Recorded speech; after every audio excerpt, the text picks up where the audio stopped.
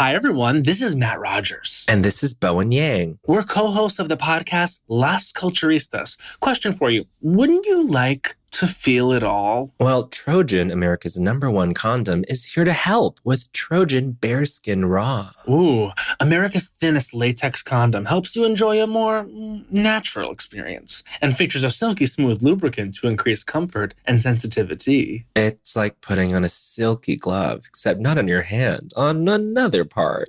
You know the part. And if you don't, ask your mom. So before the year is over, pick up some Trojan Bearskin Raw condoms. Triple tested and trusted for over 100 years. Trojan, feel your best. Get yours on.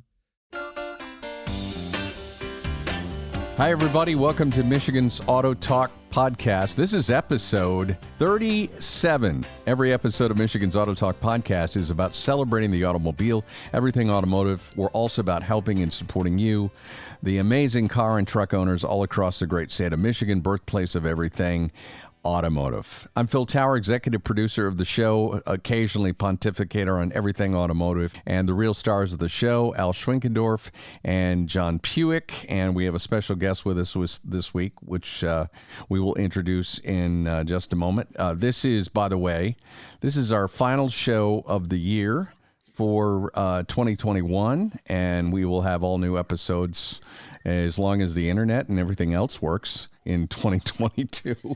That's kind of the way it goes. Can you believe we've done 37 episodes, Al Schwinkendorf? No, that's crazy. It is crazy. That's back in radio show days, that's like 3/4 of the year. Yeah, it is. And we're only getting started. We are here to welcome in this episode somebody we had on, I think actually way back in one of our first 5 episodes. Ted Rabourn is a product specialist, client advisor, and all-around great guy, award-winning vehicle salesman extraordinaire with the Zeigler Auto Group in Grandville, and we just love having him on because he has a lot of fun talking about the products he's wearing tonight. For our radio listeners at home, he's wearing his proud Alfa Romeo. What is that? Is that a polo, Ted? Is that what you got on? So this is actually a licensed Formula One Alfa Romeo racing team shirt. I was going to say, it looks like a pit guy's shirt. Awesome. So there's a little story behind it because I did my product presentation for our competition this year on Alfa Romeo Giulia, and I wore this shirt, a whole big jacket as well. I did the whole pit crew spiel. I love it. And that was an award-winning presentation. Yes, it was. I got within the top 25 of the company. Well, congratulations. Wow. For an international company, that's pretty cool. So we wanted to talk to you just about, this has been another crazy year for everybody in all sectors. We've talked on this podcast about the challenges with parts really at every level, including the parts supply guy. How has it affected Zeigler Automotive at the dealership level? And obviously it's impacted a lot of different ways. Can you talk about how that's impacted you guys? Absolutely. So, of course, there's impact with the chip shortage, with the different shipping supply chain issues. We're not unaffected by it. I will say I believe that we have pivoted expertly on the matter, though, because even though we might have less new cars, we still have hit records month over month. This is one of our best years we've ever had in the entire Zeigler organization, specifically in Grandville as well. So dealing with the automobile shortage itself, you just kind of redirect your efforts. Selling a lot more used cars, absolutely. Vehicles are just going for a higher price nationally as well. So with that, we've just been able to maintain a really good experience focused on the consumer, especially in this time because everybody's paying a little more and everyone knows it. So just treat people as people and they're going to keep coming to you. If you ever figure out why nobody's working yet they all have money to buy cars, let me know. I stopped at 3 dealerships today picking up parts, and every salesman was off his desk, and it didn't matter if it was Land Rovers or Hondas or Fords. They're selling stuff now. When you get, especially the cars that aren't made in America, which I'm assuming covers Maserati and Alfa, How does that work? How long ago do you place your orders for the 2022 cars, or do you just take what you can get, or how does that work? So that's a great question, because Alfa Romeo, Maserati, and Fiat are really very different from the domestic side. And Right. the Italians, they don't really like custom ordering for the most part. I mean, Right. what we order is for the most part what we get. Sometimes they'll limit the configurations, specifically in the higher end models like the Giulia and the Stelvio Quadrifolios. They'll only allow us to build them in a certain way, and they'll only give us a specific amount. If someone wants to place an order, it's more like, give us a deposit and we'll guarantee the next allocation for Gotcha. you. Let us know roughly how you want it, and we'll try to get it as close as possible. Okay, so it's like buying a Ferrari. If we decide we'll let you have one, we'll build one for you. Oh, it's very true. Yeah. Okay, I just wondered, so do you have like this general list? You have 5 people who want Giulias, and maybe you'll get them and you can sell them to them, and maybe it's not their color and everything else, or do you just wait until they arrive and then get on the phone and call up your potential clients and go, this is what I got coming in, you're my first call, do you want it or don't you? Well, the convenient part about the import side is that about 80% of our customers on that end are leasing customers. So for the most part, every year we're going to have a rolling, steady, repeat customer base that when vehicles come in that they want, we reach out to them, let them know what's going to be available, try to line them up for their next car before it gets here. But within the Italian vehicles too, it's a little different because they don't really have a chip shortage. They make all their own chips. Right. Their bigger aspect there is the shipping issues and the importing problems that we've been experiencing currently. Oh, I can imagine. For instance, several months ago, we had as few as 4 Alfa Romeos on the lot. For a whole 2 months, didn't know when the next few were going to come in. Then one day, out of nowhere, suddenly, within a span of 2 to 3 days, 32 of them show up. Isn't that the way? It really is. They sent us our whole end of year allocation just immediately, and we had no idea they were coming. Well, from my standpoint, and seeing the customers after they get beyond the warranty and all that kind of stuff, if you're going to buy a car like that, I really think leasing is the way to go, because 3 years from now, the technology and it's going to be a totally different car. They're not super cars, but they're very elite, in my opinion. Those cars, they depreciate and they change, and everybody wants the latest and greatest. And a really good friend of mine who's no longer with us, Danny Pfeiffer, invented this thing called Drive New Every 2. When the Ford Motor Credit was pushing like 4-year and 3-year leases and stuff like that, he did his own deal and made it too, so that when you pulled into the country club, your Lincoln Town Car was one of the newest ones there, not one of the oldest ones there. And it caused repeat customers, and it was a huge boon for his business. It was brilliant, and it was good for the customer too. Absolutely. I 100% agree on that particular aspect, specifically in the premium brands, because everyone knows they do depreciate faster than any other brand. It's just across the board. It's kind of like if you tried to buy an iPhone 4 right now in our current generation, nobody really wants it. Right. So you might as well keep on a leasing schedule. You're never going to run out of warranties. They are still a building brand in the United States, because the Giulia and the Stelvio have only been around since 2017. Technology is only getting better. Even between 2019 and 2021, the screen is better in the newer vehicle. It just is. And, if you're paying for that type of premium car, you want the one they're still talking about in Motor Trend and Car and Driver and stuff like that. You don't want the old has-been one. I mean, that's just the way it is. And those type of customers, that just makes sense. I mean, I tell you the truth, I've been fixing cars, working at Verberg's Auto Service for it'll be 42 years, the 18th of January. Got so sick of spending nights and weekends fixing my own crap. I go buy them, and if it's a better deal financially, I lease them, but I flip them every 3 years. When they need tires and brakes, they're gone. I get another one. I just want to change the oil on them and put gas in them and pay the insurance, and that's it. And that's what we do. And it keeps me pretty much in the latest and greatest, and it's just work. That's the way I do it. Ted, I'm curious about the Giulia, because I don't know much about it. I know there are a lot of cars in that class. For you, I mean, obviously that's got a connection for you emotionally and the driving experience. What is it for people who have never driven one of those cars? I mean, it's a beautiful vehicle. What is different about the Giulia, the Alfa Romeo, versus the other competitors in that class? Great question. So with the Giulia, the biggest thing I can say is in order to really set itself apart, just jump inside one and test drive it. If you've driven any German car, you're going to know how it performs. Doesn't matter if it's BMW, Mercedes, Audi, they all perform very similarly. Now, with the Italian flair that the Giulia has, it not only is a classy business-looking car, it is sporty, has very unique body lines. They have some of the most intricate wheel designs on the market, which I have just fell in love with. And in my opinion, and within the opinion of pretty much everybody that starts to drive a Giulia compared to the German vehicles, it has one of the most connected road feels you'll ever experience in a vehicle.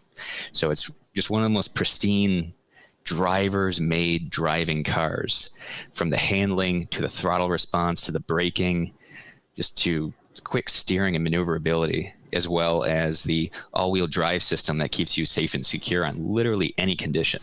I have a Giulia myself, and even in the wintertime, I don't slip around. They definitely do the suspension right. You know, what they call them, the ultimate driving machine, the BMWs. They pivot their tires on 2 ball joints. Okay, so this is hard to explain, but the Earth rotates on one axis, right? So let's move it away from the center and stick 2 axes through the Earth and try to spin it. You know what? It's a problem, but it's German. My name's Schwinkendorf. I mean, I come from Germans, and they're very anal and set in their ways, and they over-engineer everything. But the cool thing about the Giulia is you've got this car that does it all. I mean, you can go back and forth to church and the grocery store and the thing, but it's still a hot rod. And it's like, if you go to Mercedes, you have to buy an AMG to get the kind of performance and stuff and the handling that you get in this car. And that's just it's just their car, you know. It's not like, oh, you got to spend more to get this and that. They don't make a crap version of it. Definitely. And within the different driving modes that you have in the Alfa Romeos, you have dynamic, which is sport, natural, which is comfort, and advanced efficiency, which is an eco mode. You will change the entire vehicle's behavior just by the flip of a switch. Yep. Dynamic mode, you can race around all to your heart's delight, takes off really quick, but it also still gets about 20 miles per gallon, even in sport mode. You see a lot of guys at Grattan on track day driving your lease cars. Don't tell anybody. But just you get all the cars in one, everything you want. All you got to do is flick the switch. I mean, that's stuff we talked about 30 years ago that was beyond dreams, and now it's reality. Absolutely. And that car is surprisingly affordable. This is not a $90,000 sports car. This is what, they're in the mid 40s, right? Isn't that where they list roughly? It depends on which trim level you're going for. So for the Sprint models, we'll list roughly in the mid 40s, all the way up to, the TIs are going to be in somewhere in the lower 50s. TI Sport, which is the one I have, that one's about mid to higher 50s, depending on when you bought it. And for the 2022 models, they changed the TI Sport moniker to the Veloce moniker, which is kind of more of a bringing back an old name that they had. Absolutely. Yeah. That's the Gucci model. That's the Gucci model. Whether you get a Sprint or whether you get a Veloce or TI Sport, they're going to mechanically perform the same. A lot of it comes down to just the look and the different premium accents. If you want something that really performs differently, you get a Quadrifoglio, and then we're talking a whole different kind of beast. That's essentially a race car that you are allowed to drive on the road, and it has a faster acceleration than a Challenger Hellcat. It really does. Yeah. Ted Rabourn is a product expert and knows his cars. He's with Zeigler, Chrysler, Jeep, Dodge, Ram of Grandville. And while we're talking about just, the challenges with getting vehicles, and that's amazing story, getting 32 Alfa Romeos in one day. We're hearing about waiting lists. There's stories, nationally everywhere about waiting lists. There are waiting lists on certain, types of trucks, wherever you go, SUVs. What about for the Chrysler, Jeep, the Ram product, even the Dodge product, like the Chargers and the Challengers? Are there waiting lists? Are there some vehicles that are tighter than others? Just kind of give us an overview for our listeners. That has been a really interesting situation throughout the year, actually. So back in March, they deprioritized several vehicles in the lineup. They had deprioritized the Jeep Compass, the Jeep Cherokee, the Chrysler Pacifica, the Dodge Durango, the Charger, and the Challenger. Why they deprioritized them is to send the microchips from those plants to the other more popular vehicles that they wanted to focus on, so that we wouldn't see as much of a supply chain interruption with the big brands that we were really trying to sell this year. That's genius. So, in that aspect, it was awesome. We didn't have thousands of vehicles sitting in storage yards and football stadiums like Ford did. So we really didn't have an issue with getting trucks, getting Grand Cherokees, Wranglers, Gladiators. Those are always in good supply for the most part. A little slower, but for the most part, we did see a serious increase in custom orders. I usually have about 4 custom orders in any given month that are just waiting to arrive. This year, on average, I've had 10 every single month that are just waiting to arrive, sitting in my desk. If we're talking Chargers and Challengers, those pretty much had to be ordered. Compasses and Cherokees, you just had to wait. They weren't making it for months. The most extreme situation was I placed a custom order for a good customer of mine in March for a Chrysler Pacifica, and I'm not exaggerating when I say the very next day, the line was then deprioritized. So I called my customer and I told him, hey, I'm not entirely sure how long the deprioritization is going to last. If you're patient, you will get your vehicle. All the rebates from the time you ordered are still guaranteed, regardless of how long it takes. So don't worry about that. And they waited patiently, mostly, from March to November. March, November. That was the longest span I saw. In different That's aspects. really not bad. No, not when we're considering like I've heard much worse. Shortage of everything. Yeah. I've heard of just look at people the waiting Bronco for release. That's probably the worst aspect. I've heard of people waiting for refrigerators longer than that. So yeah, that's not surprising at all. Pretty good news. Yeah. And then certain vehicles. Oh yeah. Certain vehicles that are a little more custom, a little more special, like the 392 Wrangler. That was actually a really surprisingly big seller. Every single one we had was custom order. We didn't sell a single one off the lot. Oh, I think we sold like 10 or 20 of them this year. Same thing with the Ram TRX, really cool vehicle. Every single one was a custom order. So it really was a little different than we thought it was going to be. We were afraid at first we were just going to get inventory because we were seeing some of the other manufacturers really start to lag behind.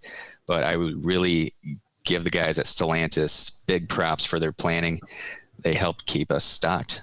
Yeah, and that's awesome. That's really critically important. So as you look ahead to 2022, Ted Rabourn, what are you hearing in terms of inventory and any changes or new incentives? I mean, the financing right now on vehicles is still ridiculously low. There are a lot of 0% deals. I know you guys are offering a lot of like 2.5% deals on new cars. It's really, I mean, cheap time to borrow a car, as it has been for the last several years. It really is. I mean, you hear car guys say it every month, but it really is true. Right now is the best time to buy a car. It sounds weird because of the market influx, but at the same time, you're going to get so much more for your trade than you would have even just 6 months ago. We've never seen it. We're in a market. You appraise your vehicle 6 months ago and then compare it right now, and you're getting a lot more for it, like significantly more. Yeah. I bought my own Chrysler Pacifica lease out for my wife just so I could resell it because I was going to profit that much. Exactly. Why not? Yeah, why give it back? Absolutely. So as far as how things are going to change, we are hearing the factory is going to focus a little less on incentives and rebates. They don't really need to incentivize. They don't have to, right? Correct. Yep. Incentives are a supply-driven thing. If you don't have supply, why use the incentives? So if anybody is considering buying a car right now, honestly, get it before the calendar rolls over. Yeah, it might be more expensive, but your trade's worth so much more. It's just like the housing market. It is what it is, you know? That's correct. Yeah. And you'll still find deals every now and then. It depends on what you're looking for. It depends on where you're looking. You just have to plan smart on it. For inventory, we know that it's going to stay about the same. Having a good insight into the chip situation, we don't really predict that it's going to get any better. for the next 2 to 4 years is what everybody's been saying in all of our reports that we're hearing from all of our factory connections and industry connections. So we're going to see this for quite a bit, and we are anticipating to continue to take more and more orders just to guarantee that people get exactly what they want and not just what becomes available. And also so they don't have to potentially lose out on it. Because if you're ever right now trying to look for a Wrangler, order one. If you try to wait for it to come to the lot, you're not going to get it. They sell out sometimes in days. I read a story from a guy, I think he was from the UK, but he says he sees a whole change in automotive manufacturing, just like this COVID thing has changed everything all across the world, and that maybe we're going to go back to a custom order. I mean, in the 60s and the early 70s, they didn't stock 100,000 cars on the lot. They had a few, and then they'd sell to companies for company cars and that, but everybody else ordered those. I mean, Cadillac and Lincoln, everyone had a built for, and that's just how they did it. And they're like, just like the just-in-time delivery to the manufacturers for parts and stuff like that, that maybe he thinks that he sees it going one more step where everybody's pretty much going to be ordering their vehicles here on out because there's no waste. They've got it. You've got it sold already. The manufacturer's got it sold, and you're giving the customer what they want. Oh, completely agree. Ordering is just so much more convenient. You're going to get exactly what you want. It's typically a pretty easy process. And then when it comes in, it's still easy for everybody. We already have all the paperwork, already have all the financing set up for you. You just come in, you spend about an hour in the dealership, we deliver your car nice and clean and ready, and you're off on your way. Perfect. From our perspective too, I mean, I'm a car salesman. I know as much as anybody else. Customers don't always love being in the dealership for a long time. Some do. Some love it. But not everybody does. I have a few customers in particular in mind that really good customers of mine. I just bring their cars to them because they're extremely right. You do busy. it all over the phone, and that's the way we are. Every 3 years, it's just like, I need my new truck. What about this? What about that? Okay, and then one day it shows up, and they drive my old one away, and that's just how it is. Ted, let's state the obvious. In the age of Carvana and CarMax and everything else, having that relationship with someone like you, where you're connected to a dealer in your own hometown, short drive away, that is worth the price you pay, which is really no extra money, because I know you guys are competitive. You have to be. It's 2021, almost 2022. You have to be competitive. And let's not discount that personal touch, that being able to deliver the car, as opposed to, some college student who's, driving Uber part-time is delivering your car and doesn't know anything about it. It's really important to keep that in consideration. Oh, absolutely. You can't get the most excellent experience from a vending machine. Well, I've had some pretty good Snickers in my day at the radio station, but, I would tend to agree with you on that. Ted Rabourn, product expert, client advisor, all-around great guy, Zeigler Auto in Grandville. I know you're on Facebook. How else can people get a hold of you? Absolutely. So look me up on Facebook. I'm on LinkedIn, Instagram. If you just call the dealership up and ask for me, or if you look at my social media profiles, you can also see my cell and contact information. Call, text anytime. Mention the AutoTalk podcast, and you will get the Ted Rabourn bobblehead while supplies last. There you go. Those are a limited time. Plus the extra discount. Yeah, limited time deal. And you'll also throw in until midnight. Yeah, he'll rust days proof before this is put on air. he'll rust proof your car mats for you as well too. Ted, thanks a lot for joining us. Thank you for having me. We always enjoy talking with you, and Happy New Year and all that good stuff as well too. Merry Christmas and Happy New Year to you guys. That's a wrap. Episode 37. That is a wrap. Schwinkendorf. You are Al Schwinkendorf. I'm Phil Tower. John Puick will join us in our next episode. Have a good one, everybody.